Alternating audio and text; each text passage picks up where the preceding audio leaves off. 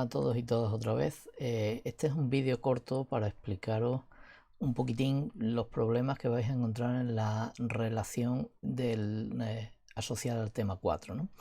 Veis que en la selección de problemas que os he puesto tenéis en primer lugar los relacionados con amplificadores ideales y los modelos lineales de los amplificadores, y aquí os vais a encontrar problemas relacionados con los modelos lineales de los amplificadores.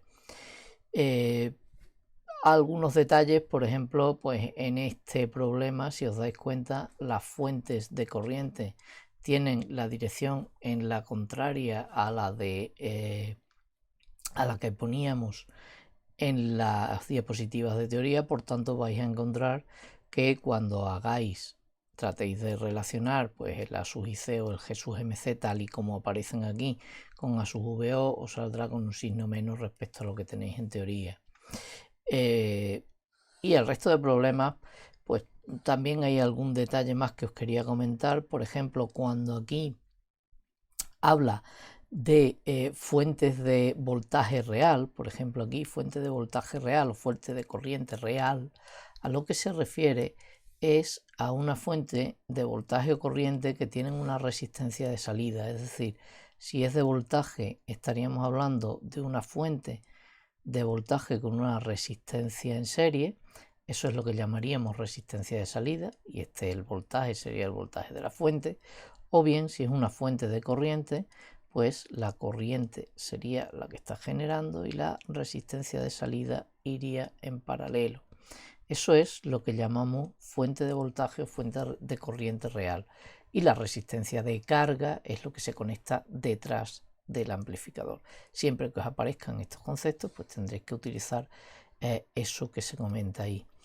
También otro detalle es que hay muchos dibujos en los que no sale, al dibujar las corrientes, no sale bien la flecha. Bueno, que sepáis que esos son las corrientes, y también hay algunos en los que la fuente de corriente, por ejemplo en este, no le sale bien la flecha, ¿no? Y aquí, pero de todas maneras queda bastante claro a qué se refiere.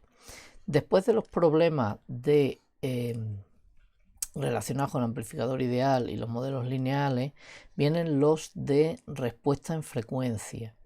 En esto solamente hay un par de problemas para ilustraros cómo al introducir capacidades, veis aquí y aquí, al introducir capacidades en los circuitos, pues la respuesta en frecuencia que me sale respecto a lo que obtendría si no tuviese esos condensadores, pues ya no es una línea plana, sino que tiene unas ciertas formas, ¿no? Por eso aquí se pide la función de transferencia. Recordad que la función de transferencia es la relación del fasor salida dividido por el fasor que consideramos entrada para un análisis con señales sinusoidales en régimen estacionario, es decir, para el análisis con las impedancias complejas. Por tanto, siempre que ataquemos un problema de esto, calculamos el fasor de la señal de entrada, caso de que me lo den todo, si no será mi parámetro, y calculamos las impedancias de los elementos que dependan de la frecuencia y de las resistencias. Lo que pasa es que de las resistencias es fácil, es la propia resistencia. Y por último lo analizamos utilizando la metodología de las impedancias complejas, es decir, el método sistemático de las tensiones en los nodos que hemos aprendido y utilizando las impedancias complejas.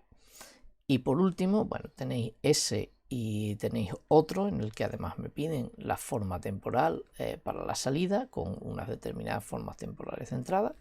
No deja de ser un circuito dinámico. Y por último tenemos los relacionados con amplificadores operacionales ideales y con circuitos básicos con operacionales.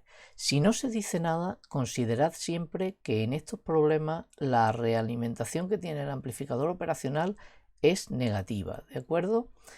En realidad no hay ningún ejercicio en los que tenemos en la relación con el amplificador operacional con realimentación positiva. Todos, en este caso, tendrán realimentación negativa. Y después, pues dependiendo del problema, nos van a pedir muchas cosas. Nos pueden pedir, pues por ejemplo aquí, una expresión que nos dé el voltaje de salida en función de los voltajes de entrada. Pues eso significa que si aquí tuviésemos colocado una fuente V1 y aquí una fuente V2, ¿no?, calcular en función de esos voltajes de entrada cuánto vale VO. O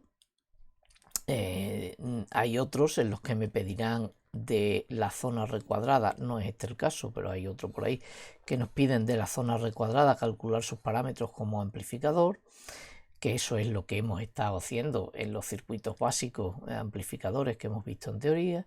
Y también vais a tener circuitos dinámicos con operacionales.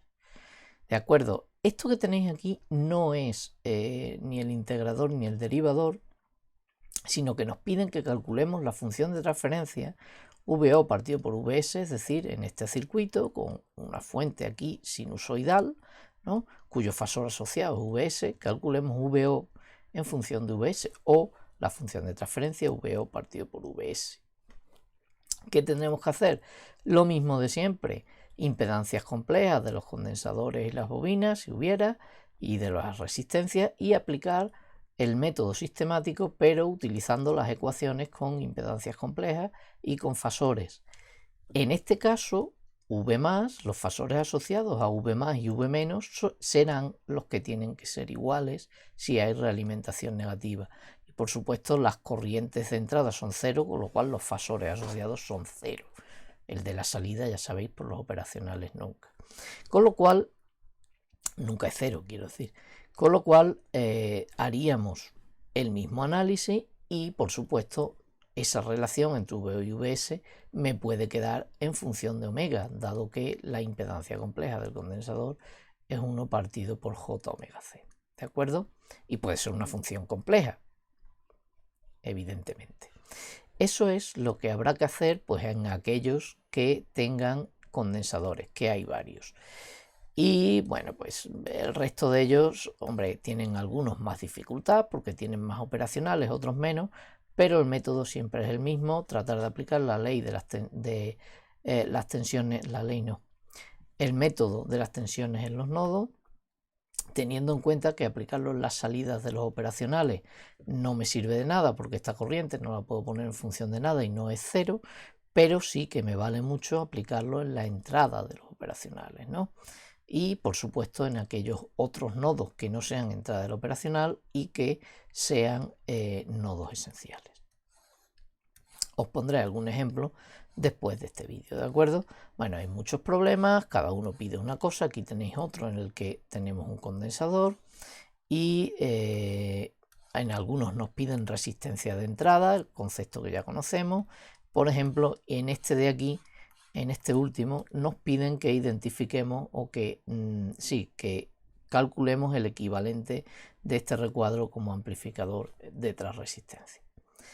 En fin, que como veis no hay para aburrirse, tenemos bastantes problemas. Os iré poniendo algunos conforme los vaya haciendo. No voy a poder poner muchos de aquí a que tengáis alguna prueba, la prueba que tenemos prevista, pero pondré los que me dé tiempo, ¿de acuerdo? Venga.